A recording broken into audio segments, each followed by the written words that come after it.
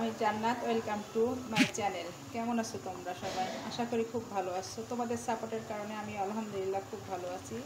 আমি এখন রান্না করব ডিম ভোনা। মশলা পেস্ট করে নিয়েছি, যে মশলা, তোমরা আমার সাথে থাকো। আমি ডিমটা সিদ্ধ করতে বসিয়ে দিয়েছি চুলায় অলরেডি। আমার ডিমটা হয়ে গেছে, আমি এখন নামিয়ে ডিমটা ছুলে নেব। আমি ডিমটা ঠান্ডা পানি দিয়ে দিচ্ছি, তাহলে অনেক গরম, ছুলতে পারবো না। আমি এখন ডিমগুলো ভেজে নিব, তাই সাদা তেল দিয়ে দিচ্ছি। আমি রান্না করব সরিষার তেল দিয়ে, কিন্তু আমি ডিমটা ভাজবো সাদা তেল দিয়ে, কারণ আমি বুঝতে পারবো না সরিষার তেলে যে একটা ইয়ে ওঠে, সেটার জন্য আমি বুঝতে পারবো না। বিসমিল্লাহির রহমানির রহিম। লবণ দিয়ে দিচ্ছি।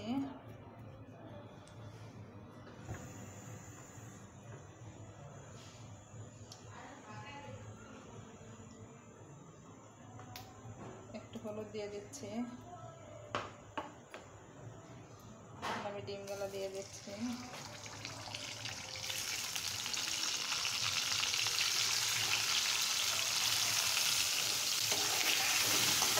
আমি ডিমগুলো সুন্দর করে ফ্রাই করে নেব।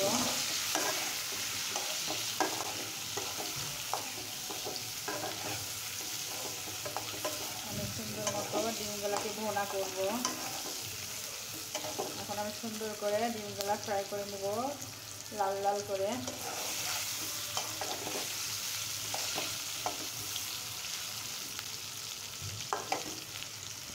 আমার ডিমগুলো ভেজে ভাজা হয়ে গেছে, আমি এখন উঠিয়ে নিচ্ছি।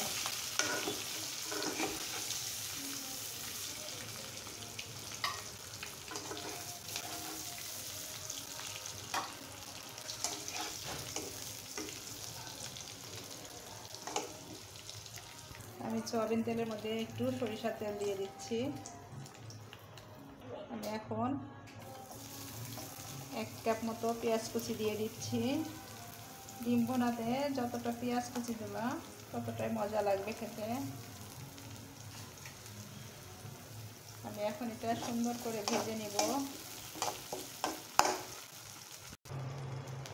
আমার পেঁয়াজটা আধা ভাজার মতো হয়ে গেছে, সফট হয়ে আসছে।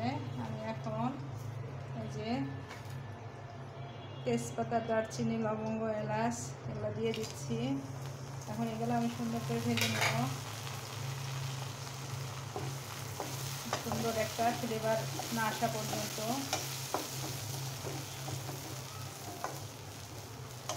সরিষার তেল তো, এই জন্য এমন হয়, আর কিছু দেখাও যায় না, সমস্যা নাই। আমি বুঝতে পারি কতটুকু টাইমে আমার জিনিসটা ভাজা হয়ে যাবে, কারণ একটা ভালো একটা ফ্লেভার বের হয়ে আসবে।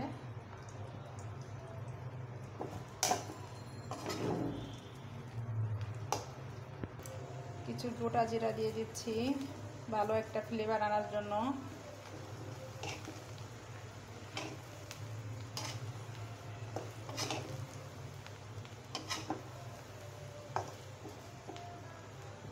আমি এখন মশলার পেস্টটা দিয়ে দিচ্ছি। পেঁয়াজ, রসুন, আদা যেটা করে রেখেছিলাম সেটা দিয়ে দিলাম।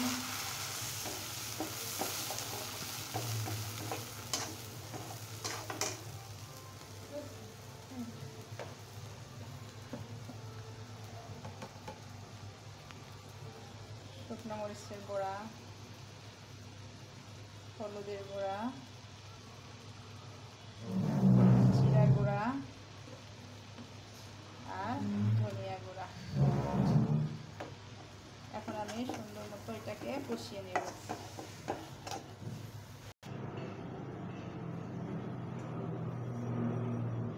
এখন সুন্দর মতো মশলাটা কষিয়ে নেব আস্তে আস্তে। লবণ দিতে ভুলে গেছিলাম, পরিমাণ মতো লবণ।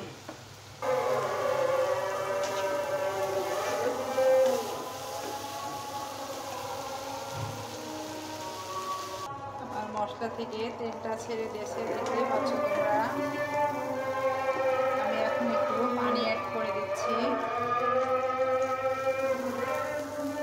দিয়ে আমি আবারও মশলাটাকে কষিয়ে নিব। আরেকবারের দ্বিতীয়বার আমি মশলা কষাবো। ভোনাটা দ্বিতীয়বারের মতনও ভোনা হয়ে গেছে। আমি এখন এর ভিতরে ডিমগুলা দিয়ে দেবো, দিয়ে 1 মিনিট, জাস্ট 1 মিনিট কষিয়ে নেব।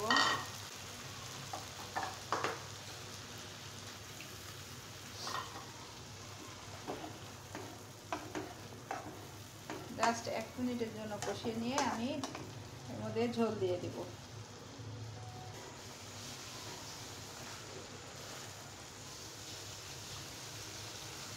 ডিম ভোনা খেতে কার কার পছন্দ, কে খুব বেশি পছন্দ করেন অবশ্যই আমাকে কমেন্ট করে জানিয়েন।